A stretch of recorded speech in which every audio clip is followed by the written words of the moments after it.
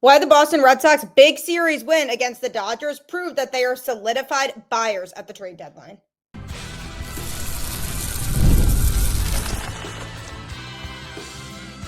You are Locked On Red Sox, your daily Boston Red Sox podcast.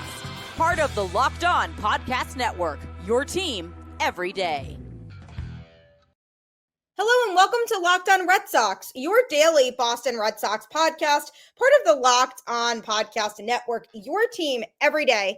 I'm your host, Gabby Maljanian, former ESPN social media associate and current host of the Boston Balling podcast as well. And I'm here to bring you the latest in all things Boston Red Sox, Monday through Friday, straight to your favorite podcast feed. And the best part, it's all free. So make sure you continue to tune in because Locked On is your team every single day.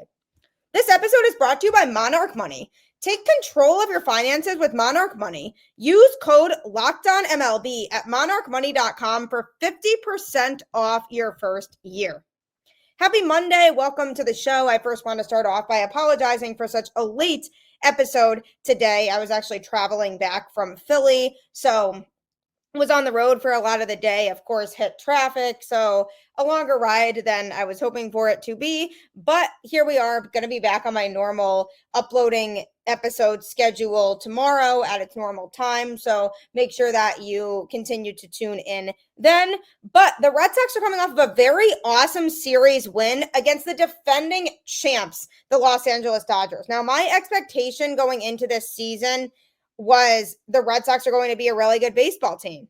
And starting off the season in the first couple months, they were not playing like a very good baseball team. So then my expectations slowly decreased for them against the best teams in the league and how they would do. So as you can imagine, going into this series, my expectations were not very high. Going to be diving into that series on today's show, as well as talking about Aroldis Chapman and giving an update on him. Also, Josh Naylor off the board. What is next for the Boston Red Sox? So the Red Sox, with this series win over the Dodgers, have proven that they are solidified buyers at the trade deadline.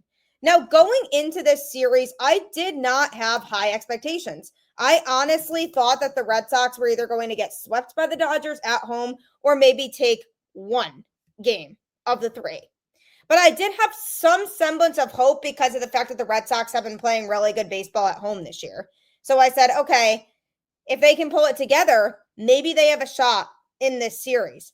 And ironically, the game that they ended up losing in the series was the one that I thought they had the best shot to win. So ended up losing game one in a heartbreaker 5-2. It was a 3-2 game for the longest time. And then Teoscar Hernandez came in and ripped a 2-run homer. And ultimately, the Dodgers ended up winning that game. It ended up being too much for the Red Sox, and they fell to start the series. But after coming off a series against the Phillies in which the Red Sox actually looked really competitive, despite the fact that they lost the series, there was also some momentum coming from that because the Red Sox won an absolute thriller in Philly on Wednesday night in 11 innings. I was actually there, and it was just as intense as you could have imagined it was. If you've never been to Citizens Bank Park in Philly, the atmosphere is absolutely electric there. It feels like a playoff game every single game because of the crowd there and being so into it every single game. Now, obviously, the Phillies being a really good baseball team could have something to do with that, but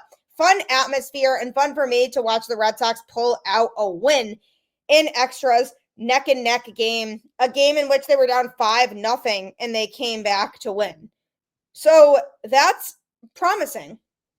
So even though they lost the series, they still made it competitive because even the first game of that series on the road in Philly, they lost in extra innings by 1 run. So again, a competitive game. So you think about the way that the Red Sox played against the Phillies and Dodgers, and you say, wow, maybe they can play better against the really good teams than we think. Maybe they're finally starting to pull it together. The second game of the series against the Dodgers, the Red Sox won 4-2.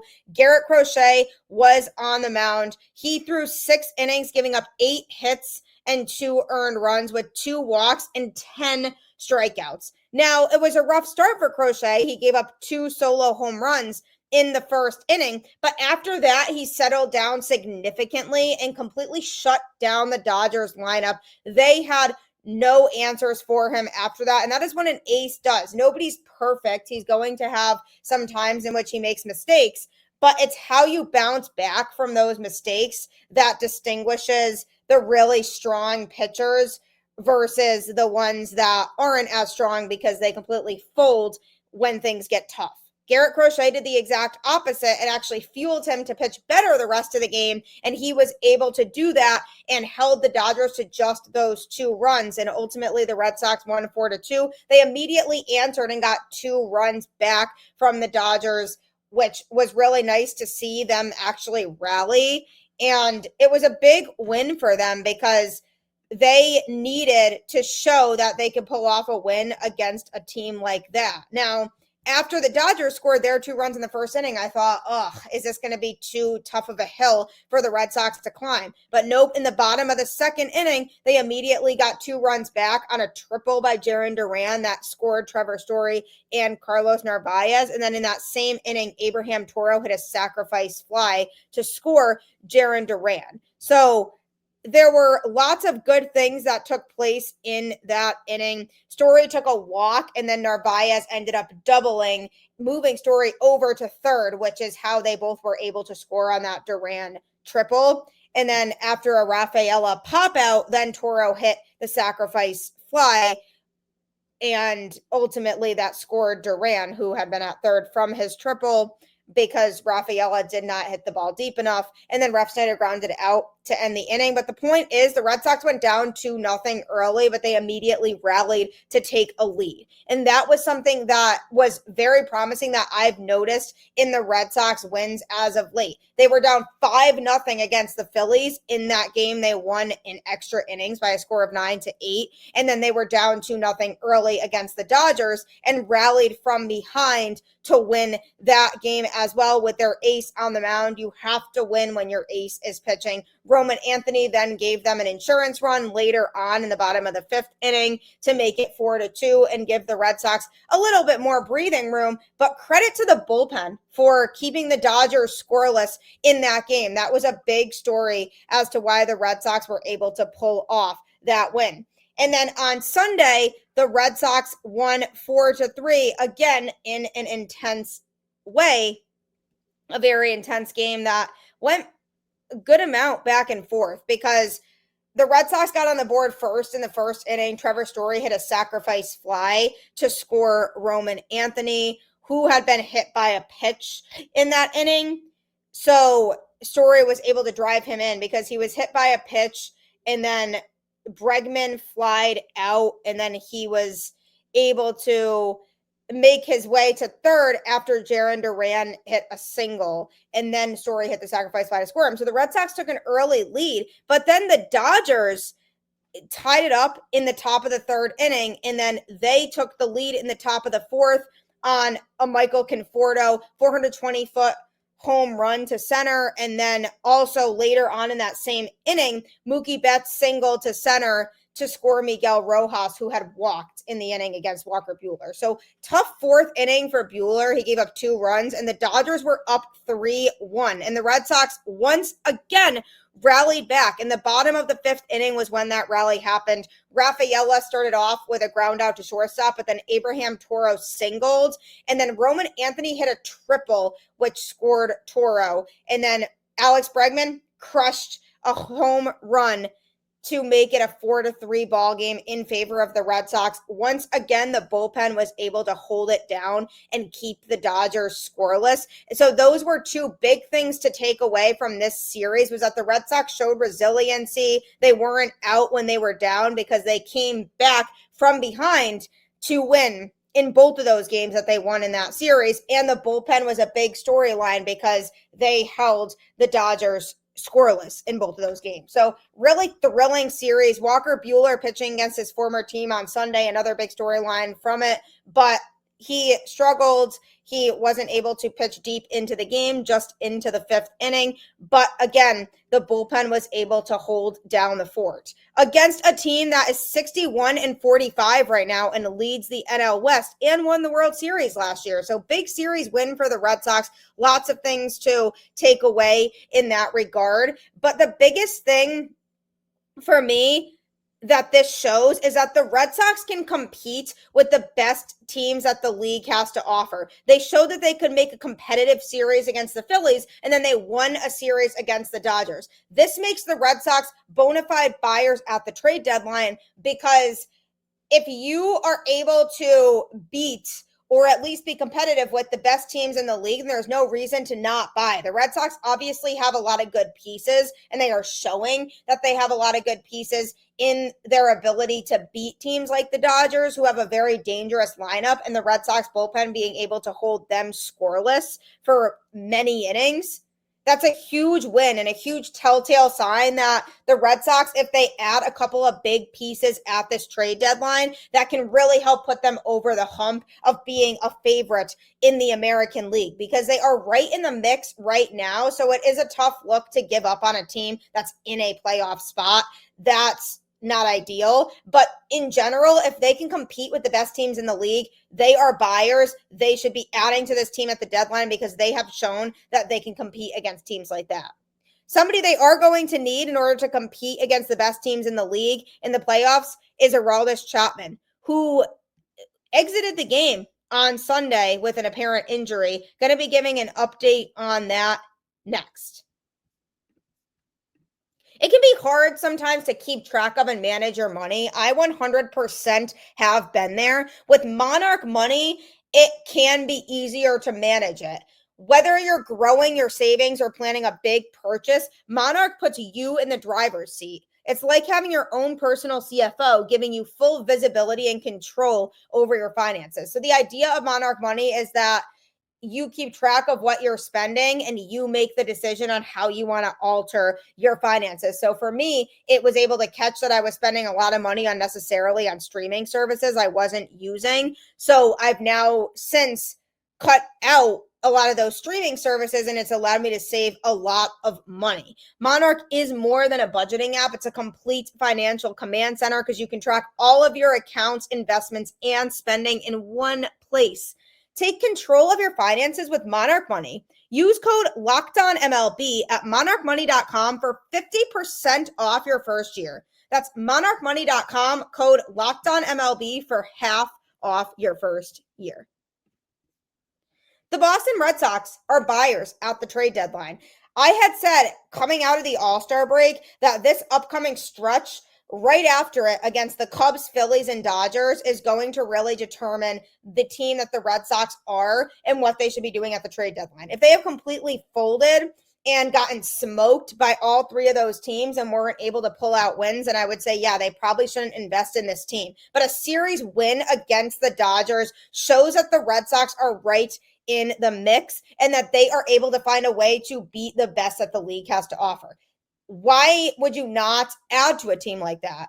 They obviously have a lot of good pieces in place. So now it's about adding a couple more to put them over that hump. But the Red Sox will not be able to go far in the postseason without Aroldis Chapman. He's having a phenomenal season in Boston, and he threw 41.2 innings pitched in 45 appearances, has a 1.30 ERA with 61 strikeouts and a 0.816 whip.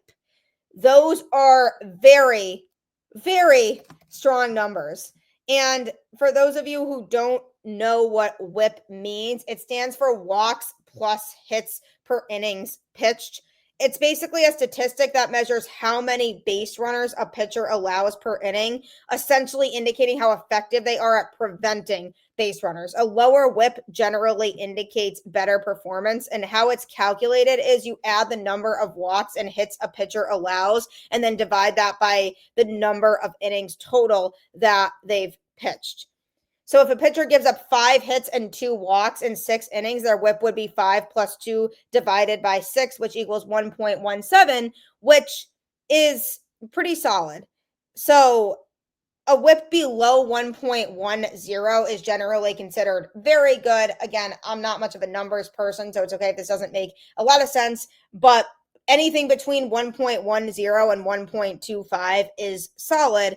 Anything above 1.30 may be a cause for concern, indicating that the pitcher is allowing too many base runners. So to put things into perspective, excellent is considered anything below 1.10. Chapman at 0.816. So he's allowing very few base runners over the course of the time that he's been in Boston this year. But he did face some unfortunate news in Sunday's game against the Dodgers as he came in the game to pitch in the 8th inning because it was a really tough part of the Dodgers lineup coming up. So Alex Cora wanted him to be out there to face that part of the Dodgers order. He was only able to make it through a third of an inning. He faced 3 batters, walking 2 of them and recording 1 out. He threw 11 pitches and 4 of them went for strikes. He was having a lot of trouble finding the strike zone. First of all, got called for a pitch clock violation to end up putting the runner on first base. And then the next one was a walk. And ultimately, he just was not throwing strikes because when the pitch clock violation occurred, it would have been ball 4 anyway. So he was all over the place. So Alex Cora and the Red Sox training staff went out onto the field to check on him. He ended up having to exit the game. It seemed like he was kind of giving Alex Cora a little bit of pushback because it seemed like ultimately he wanted to stay in the game. But I don't think the Red Sox wanted to take any chances with it, and they wanted to make sure that he was going to be good to go. So obviously there was cause for concern there. I did know that he was throwing up in the bullpen prior to going in to pitch. So there was speculation that maybe he was just sick, like not feeling well, maybe dehydrated or something. So he was really distracted. So that was what led to him not being able to find the strike zone and him having to exit the game super early. But he did give an update after the game on Sunday about where he's at. So his trade market right now is obviously no doubt red hot, even if the Red Sox are unlikely to sell, which they better not be selling at this point. But it was definitely especially upsetting when he had to exit the game because I still don't think the Red Sox should trade Chapman, especially if they do want to make a run. He's somebody who will help them with a playoff push. And truly, they will not be able to go very far in the postseason without him. But right now, based on the update he gave, it looks like there's no major injury concern, at least from what he's saying. He reportedly left the game with a bit of back tightness that he had hoped to pitch through, which is why it looked like he was giving Alex Cora some pushback because he wanted to pitch through it, but Alex Cora didn't want to take any chances, which is smart. You don't want to have a player push through injury and then they end up missing even more time. So he left, but he's considered day to day right now. He said it's just a spasm and that it should be gone in a couple of days. So the hope right now is that he just rests for a couple days and then he's good to go. Hopefully the Red Sox don't play any really tight games in which they would need him, their closer, to come in and close games. But it's better news than people were expecting, and obviously people were fearing the worst. Aroldis Chapman is a highly desirable player that a lot of teams would be willing to offer a big package for, but the Red Sox in playoff contention should not trade Aroldis Chapman. I've talked about it extensively on the show. They will not be able to make a deep playoff run without him. Why? Because he's an experienced closer. And when you go into the postseason, you want experience. You want guys who are used to pitching under pressure. You want guys who aren't going to completely fold when things get tough. You want guys who are going to be able to go out there and be resilient and get the job done. And what is risky about trading Aroldis Chapman is trying to make it work with somebody else to close games that's on the roster. And the problem with that is that you don't really have guys that you know for sure you can 100% rely on any given day to close. And that would be a big gamble to take if you're a playoff team, is in this next couple months of the season trying to experiment with closers, and it jeopardizes your ability to even make the playoffs. With where the Red Sox are at right now, Chapman fits in with what the Red Sox are trying to accomplish, which is make a playoff push. And I get that other teams are going to be really interested in Chapman, but I'm looking to keep the team intact as best as we possibly can and look to add a couple of key pieces to a team that just came off of a very impressive series win in which they completely grinded it out against the Dodgers. Now, Jordan Hicks is an interesting name to look out for. He came into the game after Chapman had to exit, and he completely pulled his weight through 1 2/3 innings because he came in the 8th inning to be able to get the last couple outs there, and then he pitched the 9th inning. Zeros across the board for him. No hits, no runs, 1 walk, 1 strikeout. His ERA is now a 5.98. He threw 25 pitches and 14 of them went for strikes. And he has good stuff. I like what Jordan Hicks brings to the table in terms of his pitch arsenal, and he really has good control of a lot of his pitches. But the problem with him is that on any given day, he could just have no command, and is super concerning because we saw it in an outing of his recently where he went out there and he just could not find the strike zone to save his life. And that's when things become a huge disaster for him. And that's the one concern I would have is if the Red Sox do decide to eventually turn him into a closer, can he cut down on a little bit of that inconsistency of being able to find and locate the strike zone a little bit more easily and seamlessly? Because he definitely has the arsenal to be able to be somebody that the Red Sox can make into a closer one day. And that seems to be something that could be a goal of theirs. Alex Cora has put him into high leverage situations before, so they definitely want to test him in that regard. But he definitely needs to gain a little bit more consistency in order for me to feel fully confident in him being the Red Sox closer of the future. And given the fact that in way less pressure games during the regular season, he's unable to locate the strike zone in some of his outings. Imagine putting him into a playoff game where the stakes are so high and he's coming into the game in which the Red Sox have a 1-run lead that they have to protect. Imagine if he just doesn't have his best stuff because he's so nervous and can't find the strike zone. That could cost you a postseason series. So if you want to be taken seriously as a playoff team, you need to keep Aroldis Chapman around because the Red Sox will not be able to make a really deep run without him because you need that experienced closer, and the difference he has made to this Red Sox team and the number of games that he has been able to help the Red Sox win in those late innings is so important and so crucial. So Chapman should not go anywhere. The Red Sox do need him truly if they want to make a deep playoff run in 2025. Now, coming up next, the Red Sox have an interesting situation at first base. Will they trade for somebody at the deadline? Josh Naylor is now off the board. Where do they go from here? That's being discussed next. Gameday Hue. I've talked about Gameday Hue quite a bit on my show, and it's because I absolutely love them. Gameday Hue is a company that essentially makes clean, no logo gear with team-inspired colorways for every pro and college fan base. So essentially the idea is about letting your colors speak for you. No giant logos, just smart, versatile style that works on game day, on the golf course, or anywhere in between. So they have really nice hats, and they match the exact color shades of your favorite teams without actually having the logo on there. So I have a nice Red Sox hat with the Red Sox red without having the Boston logo on there, but it speaks for itself that I'm repping the Red Sox colors without wearing actual Red Sox attire. They also have golf gloves. I got my husband one of those, and he wears that on the golf course all the time now. They're comfortable. They have sizes for everybody, and it's so nice that there's a variety. Right now, you can get 15% off with code MLB15 at GamedayHue.com. That's GamedayHue.com. The code even stacks on bundle deals, so now's the time to load up. Let your colors talk, because colors speak louder than words. That's GamedayHue.com, code MLB15. As a female, I love being able to have new comfortable attire that I can wear really wherever. And that's the biggest thing about Gameday Hue that I really love is that their attire works in a lot of different situations, like I said, on the golf course or just if you're working out or whatever it may be. Purchase some today because you will not regret it.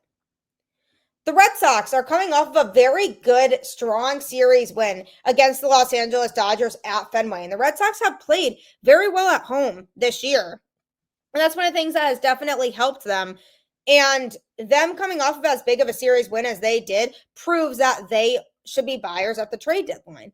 And one of the areas in which they should be looking at is the first base market. Now, Josh Naylor was an option, but he is now off the board as he was traded to the Seattle Mariners.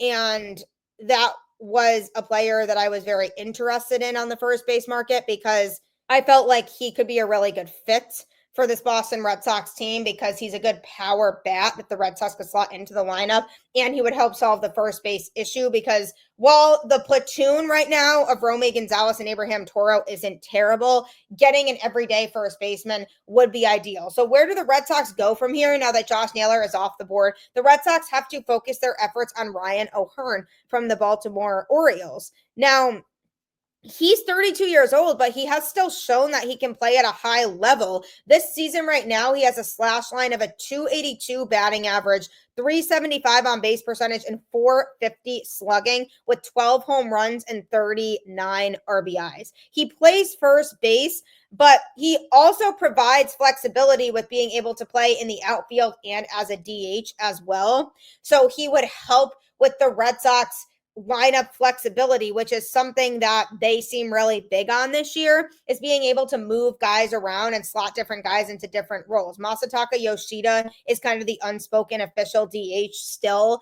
Last year, he was the designated hitter, and they didn't really have him play in the outfield. And then this year, he was injured to start the season, so they had to figure out the DH situation. And now he's kind of also platooning that role with Roman Anthony in particular. So it hasn't just been every single day Yoshida in the lineup DHing because the Red Sox are trying to do everything they can to get all of their outfielders into the lineup on a consistent basis so that they can get regular reps there. But because the Red Sox are big on lineup flexibility, they could have O'Hearn play primarily first base since that's the area of need, but they could also have him DH some days as well. If you're going to give Yoshida and Anthony an off day or something like that, that's what really stands out to me about him, is having that flexibility as well. Because the Orioles are not contending this year, and with O'Hearn on an expiring contract, trading him now makes a lot more sense for them than waiting until the off season because he can just walk at that point for nothing if they allow him to go to free agency. So if they want to try to get something for him, they should try to trade him now. The Red Sox are definitely a team that should at least be giving them a call to see what it would cost to get him. He's a left-handed bat. I know the Red Sox ideally would want a right-handed bat to help continue to balance out the lineup, but this is a player who could be a really good addition to a Red Sox team that is right there and feels like they are two key pieces away from truly being a contender. He has great offensive numbers. He's in the 83rd percentile for walk percentage and 76th percentile for strikeout percentage. So he's a patient hitter who takes his walks and doesn't swing and miss very often. He does chase sometimes outside the zone. He's very average in the 51st percentile for chase percentage. So he definitely does take some bad swings, but he's also right in the mix. Average, could be a lot worse in that regard.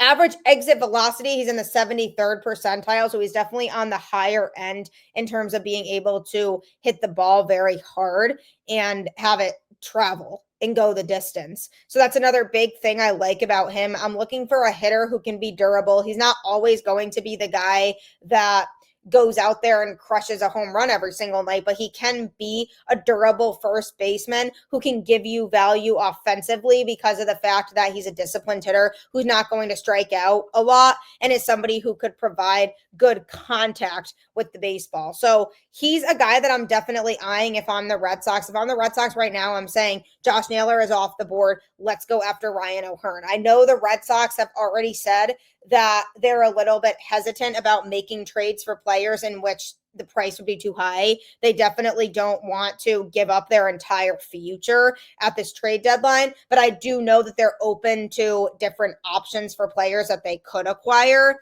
And Ryan O'Hearn is somebody who makes a lot of sense right now for this Red Sox team with where they are at. I do wonder if they trust that the platoon is just going to be able to work for the rest of the season and they just ride it out with that. That's risky with Abraham Toro, especially just because he was really good when he first got called up, and then he kind of fell back into a pattern of struggle at the plate.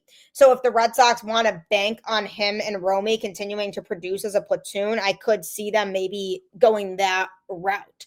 So I'm not sitting here saying it's a guaranteed given thing that they are going to trade for a first baseman. It certainly would be in their best interest and certainly would make the team a better baseball team, because then you have somebody who can consistently play that position. And especially with the unknowns of Tristan Casas, this could be somebody who you could just ride it out with for the rest of the season and then hope that Tristan Casas is ready come spring training, or you cross that bridge when it comes to it if he's not going to be ready by spring training this upcoming season. So there are multiple avenues you can take with that, but having a sound guy like O'Hearn on the team who also is familiar with the AL East could be really beneficial for a Red Sox team that is going to want to be in the mix come playoff time. So we'll have to see what they decide to do there, but I'm really hoping they make the right decision at the trade deadline and they decide to add to this team, because I feel really good about where they're at after they grinded out a big series win at home against the Dodgers. So I appreciate you tuning into Locked On Red Sox and making it your first listen of every day.